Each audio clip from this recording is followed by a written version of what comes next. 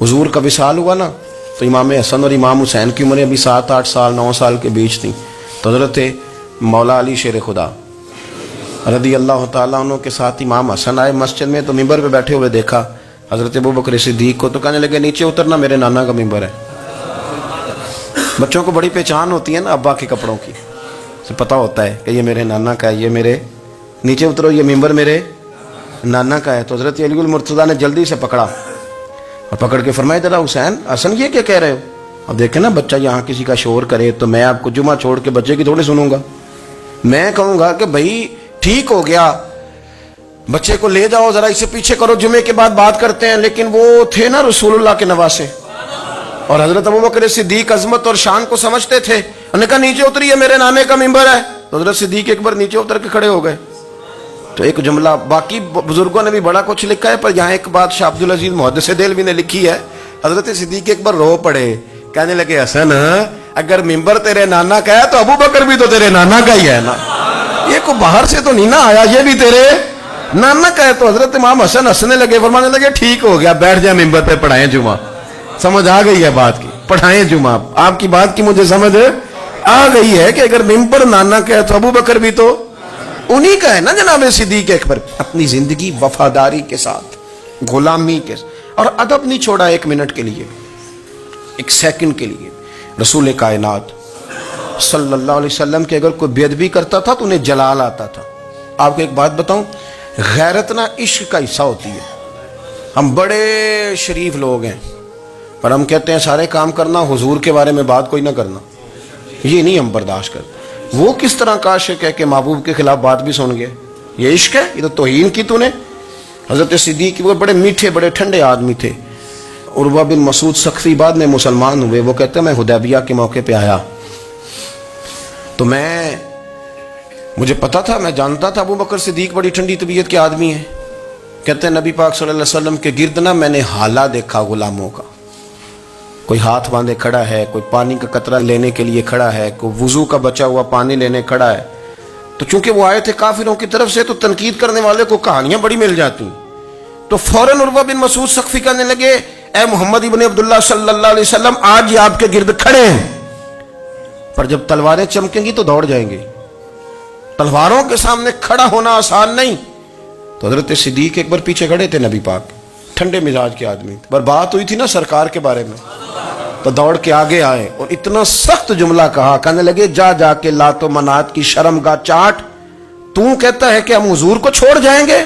मैं नबी पाक के बाकी गुलामों की बात नहीं करता, तेरे पास जितने सूरमे है ना तू सारे लेके आ, और नबी पाक के दिफा के लिए सिर्फ अबू बकर की तलवार ही काफी है।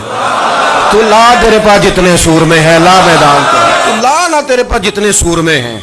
तू कहता है ये दौड़ जाएंगे, फरमाया तूने अभी हमारा रुख देखा नहीं ना, तू आ ना जरा मैदान में, मैं तुझे अकेले को बताता हूं कि किस तरह हुजूर का दिफा किया जाता। और वह बिन मसूद सख्फी कहने लगे ये कौन है? देर के बाद मिले थे ना, ये कौन है? उन्होंने कहा ये अबू काफा के बेटे अबू बकर सिद्दीक हैं। तो वह बिन मसूद कहने लगे ये तो बड़ी ठंडी तबीयत का बंदा था। उन्होंने कहा ठंडा ही है, हम शरीफ बड़े हैं पर हुजूर के गुलामों के लिए, और अगर आए कोई शरीर, अगर कोई आए तो चलो किसी दरवेश की गल कर लेने। वो कहते हैं इट सिट ते पखड़ा कुआर गंदल, फिर असी और भी बूटियां जानने हैं, फिर हमें सारा पता है, फिर हमें ना सारे तरीके, इट सिट ते पखड़ा, फिर असी और भी बूटियां जानने हैं, फिर ना हम कर लेंगे हल, हमें वो हल करना भी आता है। लेकिन शरीफ उसके लिए जो रसूलुल्लाह का अदब करे, जो नबी पाक की। हजरत सिद्दीक अकबर मुअद्दब तरीन आदमी। कोई बंदा अगर बाहर से आता था ना हुजूर से मिलने, तो उसको पकड़ के कोने में ले जाते थे, कहते थे आप पहले मैं तुझे अदब सिखाऊं कि नबी पाक की बारगाह में जाना कैसे। हाँ मैं तुझे बताता हूँ, कहीं ऐसा ना हो तेरे अमाल जाया हो जाए।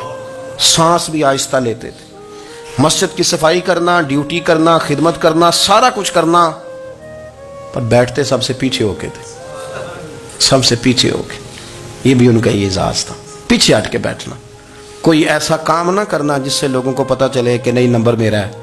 पीछे हट के बैठना, पीछे पीछे रहना, अपने वो शोहरत से बचने वाला पीछे पीछे रहता है और जी चाहता है सारी गज़लें उस जालिम के नाम करे।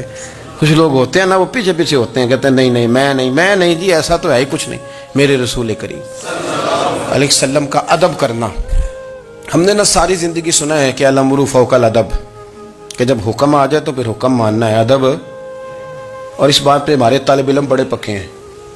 مرید آج کل کے اس مسئلے میں بڑے کہتے ہیں صاحب نے خود کہا ہے کہ خیر صلاح ہے. انہوں نے خود کئی دفعہ کہا ہے جی تسی بڑے سیانے ہو، تانوں مطلب دی گل دی سمجھ جلدی لگتی ہے. انہوں نے خود کہا ہے کہ ٹائم ہو تو آیا کرو.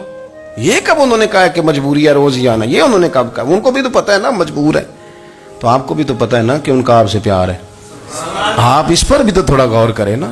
لیکن ہم مرضی کا وہ ایک آدھ فکرہ نا، مرضی کا. وہ ایک طالب علم یہاں سے گیا تو میرا دل نہیں تھا جائے، تو وہ کہنے لگا جی مجھے حضرت صاحب نے خود کہا ہے، حضرت صاحب نے خود کہا. میں پوچھ کے آیا ہوں.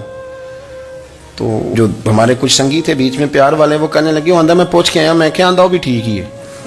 تو انہوں ساکھیا سی میں جاواں تو میں انہوں کی آندہ. میری بات کی سمجھ آئی ہے نا جی. جب ارادہ ہوا تو پھر ابے کو منا کے بھی آ گئے. جب ارادہ ہوا تو ابا جی کو میں نے جانا ہے، بزرگوں کے پاس ملنے جانا ہے. اور جب ارادہ نہ ہوا تو کہنے لگے حضرت صاحب نے خود فرمایا ہے کہ ابا راضی ہوگا تو اللہ راضی ہوگا. چھٹی مرضی کا ہے نا مزاج، تو مرضی کی کہانی.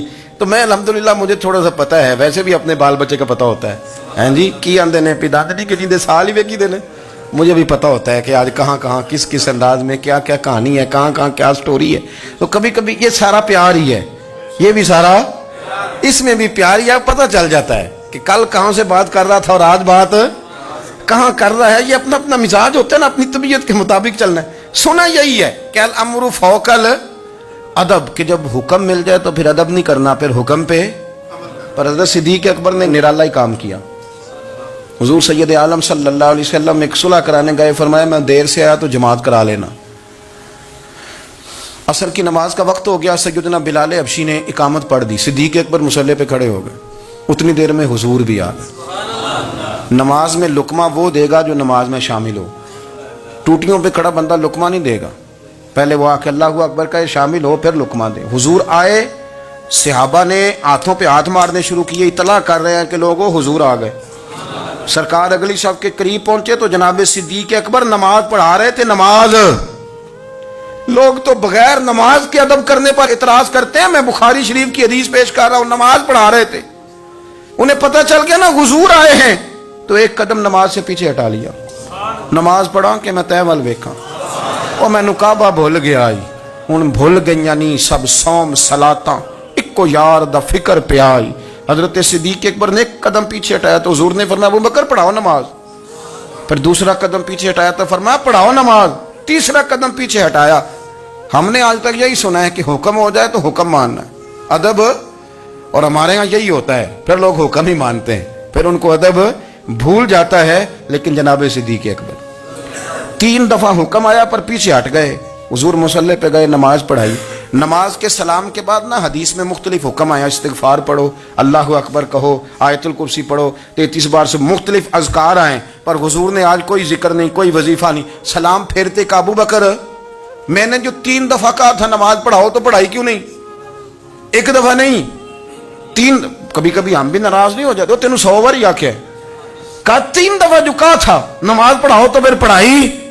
تو حضرت صدیق اکبر رو پڑے، ہاتھ دونوں باندھ دیے، گھٹنے زمین پہ رکھ دیے. عرض کرنے لگے کیا جملہ ہے، کیا ترتیب ہے. عرض کرنے لگے یا رسول اللہ، ابو قحافہ کے بیٹے کی اتنی بھی جرت نہیں کہ مدینے والے رسول کو نماز پڑھائے. میں اتنا بھی جرت مند نہیں ہو گیا حضور، میں کیسے آپ کے آگے کھڑا رہتا اور آپ میری، یعنی این نماز کی حالت میں، این حالت نماز میں بھی ادب. نماز پڑھا کہ میں تین ول ویکھاں. ان کعبہ بھول گیا، میں نے بھول گئی نہیں سب صوم صلاتاں، اکو یار دا فکر پہ آئی. دوستو حضرت ابو بکر صدیق رضی اللہ تعالیٰ عنہ کا عشق، ان کا پریم، ان کا پیار، ان کی باتیں. ایک دن نا حضور کے وصال کے بعد اچانک نہ اس طرف جا رہے ہیں، خاصے مسجد سے دور چلے گئے. تو حضرت عمر تھوڑا طبیعت کو جانتے تھے، جناب عمر پیچھے دوڑے، کہنے لگے کدھر جا رہے ہو؟ چپ کر گئے. کیا ہوا، کدھر جا رہے تھے؟ ابو بکر سیانے بندے ہو، امیر المومنین ہو، کہاں جا رہے؟ تو رو پڑے. کہنے لگے ایک دفعہ نا حضور سفر پہ گئے ہوئے تھے تو اس طرف سے واپس آ گئے تھے، تو مجھے خیال آیا شاید اس طرف سے آ نہ رہے ہوں. حضرت عمر رو پڑے. کہنے لگے ابو بکر اب تو حضور نے پردہ کر لیا، جنہاں دے دل بر جانی وچھڑن، کون روے پھر تھوڑا. سب روگاں دا روگ محمد جس دا نام. آپ ساری سیرت کی کتاب میں پڑھ لیں گے. ابو بکر صدیق کا وصال کس بیماری سے ہوا؟ لوگوں نے قول کیے ہیں کہ وہ سانپ کا زہر آ جاتا تھا، فلاں چیز تھی، لیکن کوئی بندہ وجہ تلاش کر سکا؟